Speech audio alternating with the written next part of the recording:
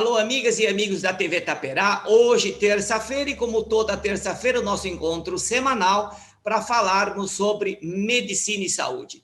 Você que nos acompanha através do Facebook, Jornal Taperá, Instagram, @Jornal Taperá, e através do YouTube, TV Taperá, hoje nós estamos falando do Outubro Rosa. Todo ano nós entrevistamos um profissional da área para falar justamente do mês da prevenção do câncer de mama. Ou, melhor ainda, né, é o mês da conscientização do diagnóstico precoce do câncer de mama. E no programa de hoje, eu queria dar um enfoque diferente dos anos anteriores. Dos anos anteriores, nós sempre trazíamos um oncologista, um mastologista, um ginecologista para falar da parte médica. Porém, hoje eu tenho a satisfação, né, de entrevistar o doutor Fabiano de Abreu. Fabiano de Abreu é um pesquisador luso-brasileiro, é um neurocientista, psicanalista, além de filósofo, nutricionista clínico, jornalista, enfim. É uma pessoa que tem várias formações e uma capacidade de nos falar a respeito da reação da nossa mente frente a um câncer de mama. E é por isso que o Jornal Taperá hoje está indo para Portugal, exatamente na Vila Portuguesa do Distrito de Aveiro, Castelo de Paiva. Doutor Fabiano de Abreu, muito obrigado pela entrevista, é um prazer muito grande recebê-lo aqui na TV Taperá. Doutor Cláudio Terazaka, tudo bem com o senhor? Tudo bem, graças a Deus. E aí, como é que nós estamos em Portugal? Olha, eu estou muito bem, porque está fazendo agora 10 graus, e eu adoro frio. Então, chegou a temporada que eu mais gosto, porque o calor foi quente aqui. Maravilha. Bom, eu vou chamá-lo de Fabiano, doutor Fabiano, tá? Tá bem. Bom, é o seguinte, nós sabemos de um seu trabalho, né, de doutorado lá na Université Libre de Sciences de Rome de Paris, da Universidade Livre de Paris, o seu trabalho de doutorado baseado na ancestralidade para ajudar os pacientes com câncer e também enfrentar, né, a depressão durante o tratamento, por exemplo, na quimioterapia, mesmo em relação à mastectomia, quer dizer, existe uma alteração psicológica muito grande.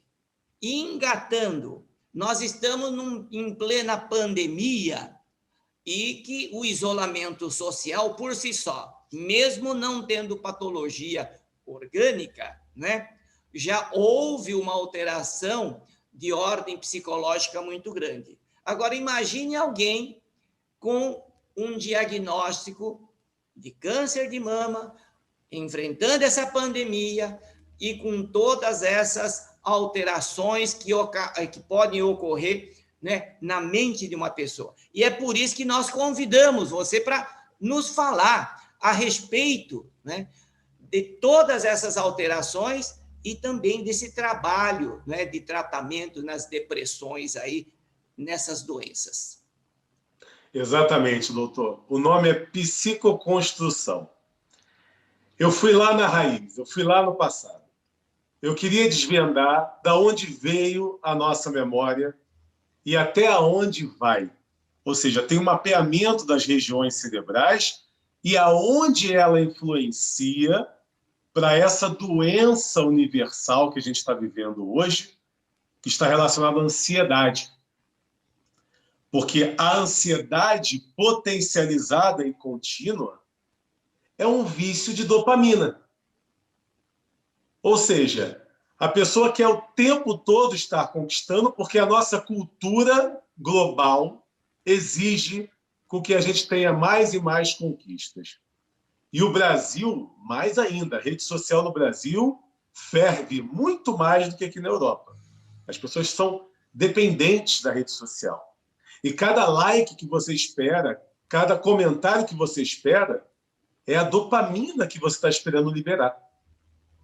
E a dopamina, o senhor sabe, é viciante. Tanto que usuários de drogas, eles, quando largam a droga, ele tem todo aquele sintoma por causa desse vício de dopamina, da produção de dopamina. Então, é por isso que o Brasil foi constatado em 2019 como o país mais ansioso do mundo. E, inclusive, o número de mortes no Brasil por coronavírus ela foi alto também, porque se você tem ansiedade, logo você tem estresse, e você, com estresse, você tem imunidade baixa. Porque o cortisol, que é quem controla a nossa imunidade, quando alto, você vai ficar com a imunidade baixa. E aí você pode ter um risco muito maior de morrer de coronavírus. Então, o nosso organismo é um ciclo. E as nossas doenças mentais, que são as doenças dos neurotransmissores, nossos mensageiros químicos desregulados, eles estão relacionados à nossa genética também. Porque a personalidade de um indivíduo não é igual à do outro devido a essa influência genética que ele tem. Então, essa construção que eu fiz, a psicoconstrução, foi baseado nisso. Uma avaliação em relação à ancestralidade, do tipo, quem foi seu pai e sua mãe, o que eles tiveram. Quem sabe até mesmo um teste de DNA pode ser importante. Eu, na minha pesquisa, eu fiz com a minha família. Eu fiz o meu, do meu pai, da minha mãe, da minha filha, do meu filho, da minha esposa. Eu fiz de todo mundo. Maravilha. Para justamente ter uma base e entender todo esse raciocínio em relação a personalidades e as probabilidades. Ou seja, um trauma, aquele mesmo trauma, o mesmo tipo de trauma para duas pessoas, vão ser reações diferentes de acordo com a personalidade daquela pessoa. Ou seja, se uma mulher, vamos colocar duas mulheres que recebem a notícia de que estão com câncer de mama, cada uma delas vai ter uma reação diferente. Uma pode cair de vez, a outra pode, de repente, se sustentar melhor. E é avaliando a personalidade de cada uma delas para fazer o tratamento adequado. E aí vai mais fundo, porque o tratamento tem até a neuroplasticidade cerebral. Ou seja, quais são os hábitos que eu vou prescrever para essa pessoa e relacionado à personalidade que ela tem por causa do antepassado dela. Qual a alimentação que ela pode ter? Porque uma coisa é você se alimentar de acordo com o seu problema, no caso, o câncer em si. Mas e se você, além do câncer, você pode ter, por exemplo, uma doença de Alzheimer? Você pode ter uma chance, porque o seu pai teve Alzheimer, vamos colocar assim. Aí tá. Aí aquela mulher descobriu que está com câncer, mas o pai teve Alzheimer. Então, como a gente vai fazer a nutrição, o tratamento daquela pessoa, sabendo que ela pode ter uma doença de Alzheimer, por ser uma questão genética também. Ou seja, é um tratamento minucioso, que precisaria até de mais de um profissional, inclui nutricionista, psicólogo, né, o médico, ou seja, tudo para aquele tratamento para aquela pessoa. Então, essa é a ideia da minha teoria, tentando colocar ela em 100 páginas, doutor. Correto. Não, mas é um tratamento, na verdade, né, multiprofissional, multidisciplinar, né, porque esse apoio psicológico, essa terapia psicológica, isso é fundamental para que haja uma adesão global ao tratamento, né? Exato. Porque, pelo menos na medicina, a gente vê, quer dizer, digamos assim, é aquela vontade do paciente querer melhorar e curar. Agora, Se a gente pega aquele paciente que não tem vontade nenhuma, né? Aquela pessoa deprimida, que já não quer saber de mais nada, com certeza o efeito terapêutico será diferente. Daí a importância, né, desse tratamento no lado psicológico, né? Aí a Exatamente. importância desse profissional estar junto com o oncologista, né? Junto com o ginecologista, com o mastologista, enfim, quer dizer, é um conjunto de profissionais que vão dar todo o suporte necessário para que esse paciente tenha uma recuperação mais rápida, um êxito no tratamento, né? Então, é isso que nós chamamos a atenção nesse programa, dessa importância do tratamento psicológico, né? Exatamente. Até porque a ciência até hoje tenta averiguar as possibilidades de cura através da psicologia. Quantas pessoas se curam através da própria maneira de pensar? Porque os nossos mensageiros químicos estão todos interligados uns nos outros. Então, você, melhorando esse aqui, você pode melhorar aquele outro que é o problemático. Mas é verdade, porque o processo de investigação, o trabalho de pesquisa está tão, digamos assim, evoluído, né, que fazendo toda essa analogia, essa comparação entre a melhora do paciente e a melhora psíquica, a melhora psicológica, existe todo aquele arsenal, né, de mediadores químicos que faz com que haja um prognóstico e uma cura, né, desses aspectos orgânicos, né? Inclusive, você citou uma ocasião a respeito de um trabalho na USP, né? Uma pesquisa do Instituto de Psiquiatria do Hospital das Clínicas da Faculdade de Medicina da USP, né?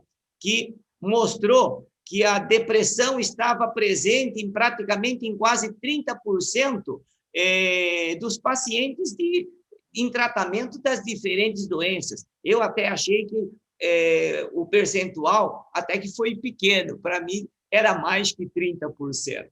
Né? E desses 30%,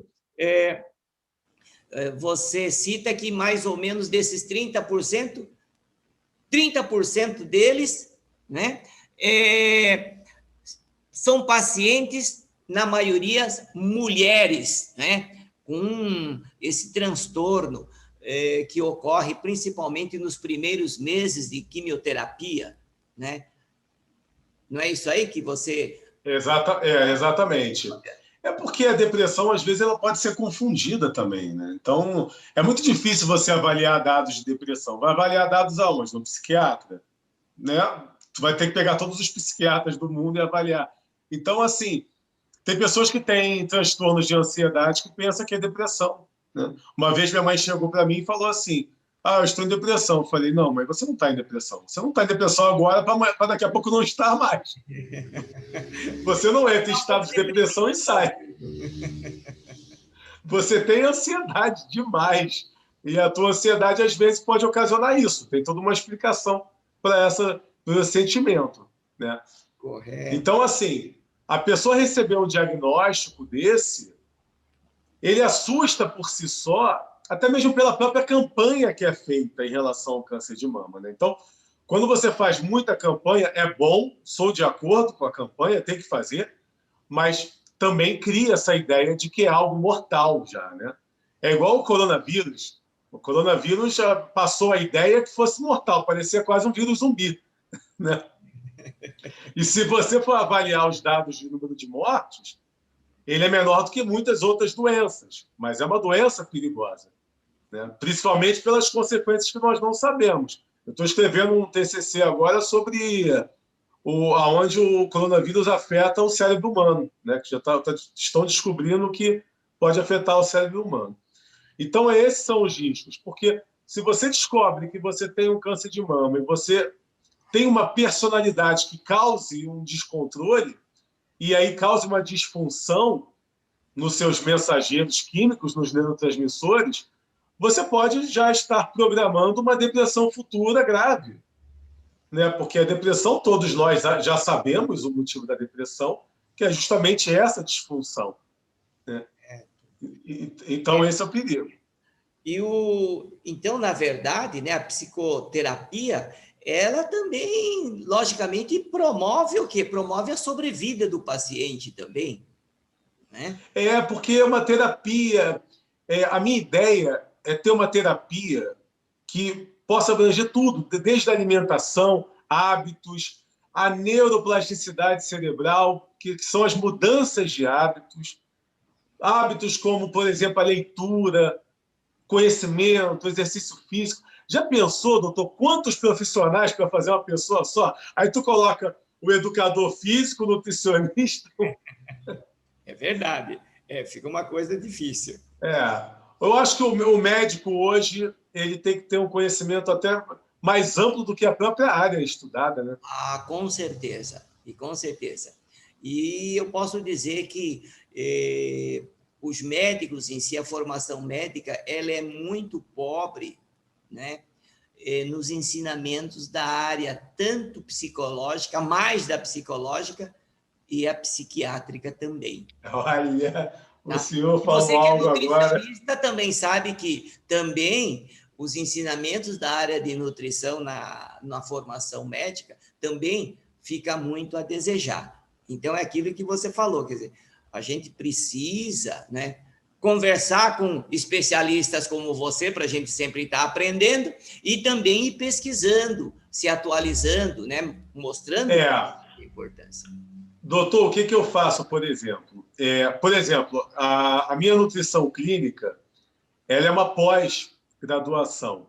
Eu não fiz nutrição, não sou nutricionista. Eu fiz especialização, pós-graduação em nutrição clínica. E por isso, porque eu pensei assim, poxa, eu tenho a psicologia, a psicanálise, a neurociência, tá? Eu tenho tudo isso aqui, mas calma aí. O alimento também ele faz uma enorme diferença. Eu preciso ter uma noção do alimento. E aí eu fui e me inscrevi aqui em Portugal, numa pós-graduação de nutrição clínica, para ter essa base de conhecimento nutricional. Porque a nutrição é importante também. Porque você vê coisas, por exemplo, hoje em dia, por exemplo, eu vou lá, neurociência, estudo triptofano. Daqui a pouco eu entro no Google e vejo uma porção de gente vendendo triptofano como se estivesse vendendo gelatina. Tá certo. Mas aí eu pensei assim, as pessoas não sabem que o triptofano não adianta você pegar o comprimido e tomar assim, que vai resolver isso. Não é assim que funciona. Né? Na realidade, o melhor remédio, melhor que triptofano e qualquer outro, é você ter um controle emocional, é a inteligência emocional, é você usar o teu lobo pré-frontal. Exatamente. É o comportamento. Exatamente. Melhor que qualquer remédio. Mas é verdade, é realmente isso aí. E o importante dessa entrevista, Fabiano, é justamente alertar as pessoas, né, desses detalhes importantíssimos, né? Agora, sempre é interessante nós frisarmos a você que nos assiste, né, que o autoexame, né, a mamografia, a consulta com o seu mastologista, com o seu ginecologista, principalmente naquelas mulheres acima de 45 anos, isso tem que virar uma rotina, né? Agora, a partir do momento que, porventura, se tem uma suspeita, né, já existe aí por parte do paciente um temor, né? Então, essa plasticidade nesse aspecto psicológico, psíquico, é que vale a pena o quê? Um auxílio de um bom profissional, justamente para ajudar a passar esse período mais difícil e evitar as consequências psicológicas que possam agravar o seu quadro geral, né? Então, o diagnóstico precoce é fundamental. Agora, a partir do momento que se tem o diagnóstico e todas essas consequências psicológicas que possam ocorrer, aí vai a recomendação de um apoio com um profissional, psicólogo, psicanalista, né? No sentido de que possamos atravessar esse período com, digamos assim, com o menor dano possível. Não é? Não é isso aí, doutor Fabiano? Exatamente. E falando de ancestralidade, o câncer de mama, assim como os outros também, eles têm a ver com essa cronologia nossa, né? Com a nossa evolução. Porque estudos indicam que o câncer de mama, por exemplo, se dá porque as mulheres estão tendo filho mais tarde do que antes, né? E não estão amamentando como amamentava antes. E aí você acaba criando isso, colocando isso no código genético que é passado adiante, né? Igual o câncer de pulmão, por exemplo. O câncer de pulmão existe porque não tinha a poluição que tem hoje e não se fumava também no passado. Porque o nosso cérebro, o que a gente vive hoje, é um período muito curto em relação à evolução humana, que são de milhares de anos. Ou seja, o nosso cérebro ele ainda é lá atrás, ainda ele é reptiliano ainda praticamente, né? O nosso cérebro reptiliano é o que induz tudo, né? Em Verdade. nós. Então está tudo relacionado a essa ancestralidade. E é por isso que eu busco nisso. Inclusive, doutor, eu me inscrevi na pós-graduação de antropologia. Verdade, olha só. Na Universidade Faveni. Eu me inscrevi online na Universidade Faveni do Brasil em antropologia, justamente por causa desses estudos da ancestralidade, para eu ter mais conhecimento em relação a essa ancestralidade em si. Olha que maravilha. Bom, mas é aquilo que você comentou, né? Quer dizer, vai se ampliando os conhecimentos, a gente vai tendo a necessidade de conhecer de uma forma mais profunda, né? À medida que a gente vai estudando, né? Uma coisa chama a outra, né? Talvez, quer dizer, e certamente isso eu acho que é fundamental para todos que queiram fazer um estudo profundo de cada área, porque um é linkado ao outro. A partir do momento que você linka com uma outra matéria, você sente essa necessidade, né? Isso aí só vai realmente engrandecendo o conhecimento. Daí o fato de você ser um pesquisador, né, que atua nessa área de uma forma bastante ampla, né? E, logicamente, falando em coisa ampla, né? O tratamento de câncer de mama é um tratamento holístico, né? Quer dizer, desde o tratamento medicamentoso, né? Radioterápico, cirúrgico e, principalmente, essa plasticidade, né? Psíquica, né? Que é muito importante. Quer dizer, eu acho que é corpo e mente caminhando junto, né? Sem ter dissociação nenhuma. Pelo contrário, cada vez mais dependente um do outro. A gente vai notando essa dependência necessária para que o nosso organismo trabalhe de uma forma equilibrada. Não é isso? Exatamente, doutor. Olha, doutor Fabiano, eu acho que essa chamada de atenção da importância do equilíbrio emocional, não é? Dessa influência da ancestralidade nas várias doenças, principalmente nesse mês de outubro que estamos falando do câncer de mama, né? São informações que, para as pessoas que estão assistindo o nosso programa, é um outro alerta para a gente começar a levar a coisa com maior seriedade no aspecto do nosso equilíbrio emocional. Tá? Exato. E, doutor, Pois não. aproveitando, eu vou estar doando, né? Doando não, vou estar presenteando todos os ouvintes, telespectadores do programa do senhor, 5 livros que eu escrevi agora em confinamento. E eu Maravilha. escrevi esses 5 livros pensando na saúde mental. São livros sobre comportamento humano, os comportamentos que a gente costuma ter e como a gente deveria se comportar. E quem quiser, é só ir na minha rede social, que é Fabiano de Abreu Oficial, e falar, olha, eu vi o programa lá do Dr. Cláudio Terazaka e eu queria os seus livros. Eu vou lá enviar os livros. É só baixar. Os livros são tudo livros EPUB. Ótimo. Tá aí um presente para todas as pessoas que nos assistem, que nos acompanham semanalmente, né? Para ganhar esse presente do Dr. Fabiano de Abreu, que com certeza vai ser um livro muito importante para aquelas pessoas que foram presenteadas. São 5 livros que as pessoas que nos assistem terão essa possibilidade de ganhar.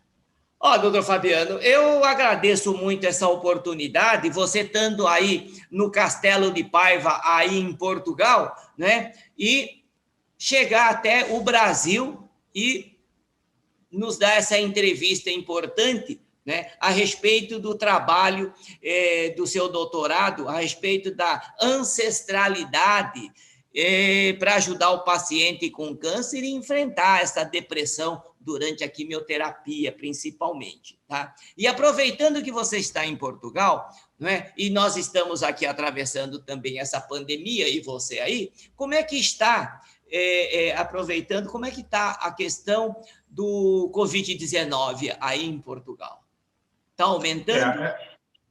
Está aumentando bastante, é muito interessante essa pergunta, porque as pessoas falam muito no Brasil que a Europa é exemplo, não sei o quê. Na verdade, a Europa não é exemplo de nada. Eu, por exemplo, eu fui na Espanha, fui em Paris também, e não tinha ninguém de máscara na rua, e o verão aqui estava todo mundo na praia, todo mundo nos rios, então para controlar o povo é difícil. Né? Não teve essa prevenção tão grande.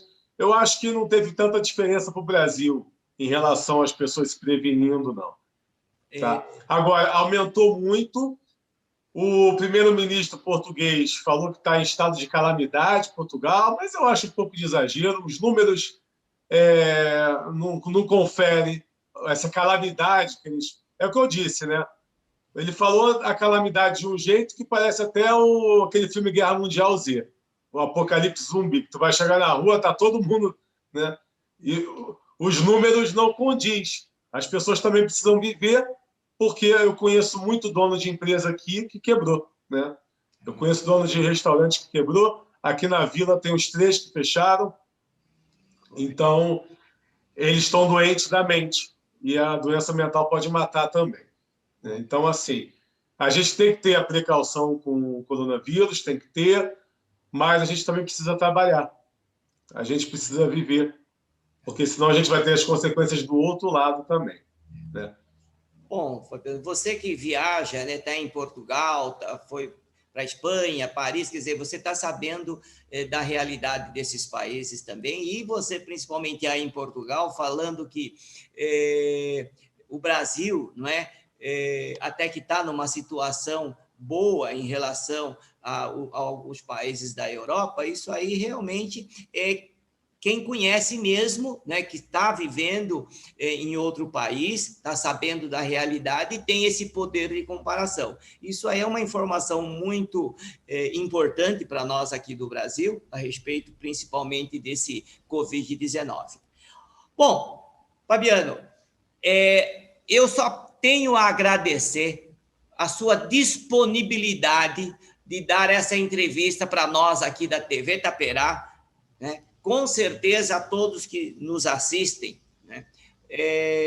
Essa entrevista foi muito importante e principalmente esses pitacos a respeito do Covid-19 que você está aí em Portugal convivendo nessas, digamos assim, aqui no Brasil estão dizendo segunda onda em Portugal, né? Quer dizer, mas a gente realmente não sabe até que ponto isso, mas pelo que você está dizendo, está tendo esse aumento, né? E é uma prova que aqui no Brasil nós não podemos também baixar a guarda, né? Temos que continuar com todos esses cuidados do uso de máscara, né? A higienização básica, né? Enfim, o cuidado sempre, sempre, sempre será importante na prevenção.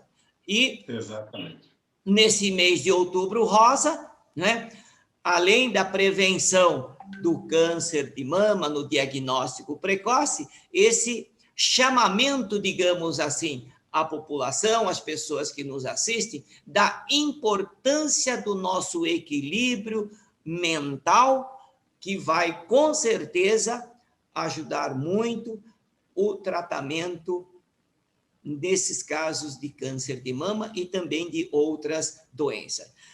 Doutor Fabiano, as considerações finais. Eu agradeço o convite. Eu até esqueci que estava gravando, eu achava que era mais um bate-papo agora, porque estava fluindo tão bem. Quando flui bem, você até esquece que tem uma câmera que está gravando, né? Então, para mim, foi um bate-papo bom.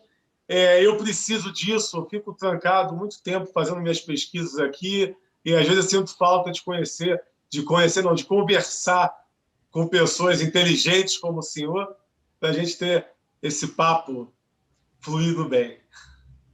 Muito obrigado, Fabiano. E olha, eu espero a gente poder ter outros papos assim para trazer para nós todas essas informações e o seu conhecimento, seu vasto conhecimento, pela sua formação tão grande que você tem e estudioso, né, que é pesquisador, cientista, enfim, só tem a enriquecer a nossa entrevista, só tem a enriquecer o nosso programa. Os agradecimentos da TV Taperá, daqui do município de Salto, São Paulo, e nós esperamos uma outra oportunidade nós podermos contar com a sua gentileza, tá? Muito obrigado, tá? E até a próxima oportunidade. Muito obrigado, viu? Muito obrigado, até a próxima.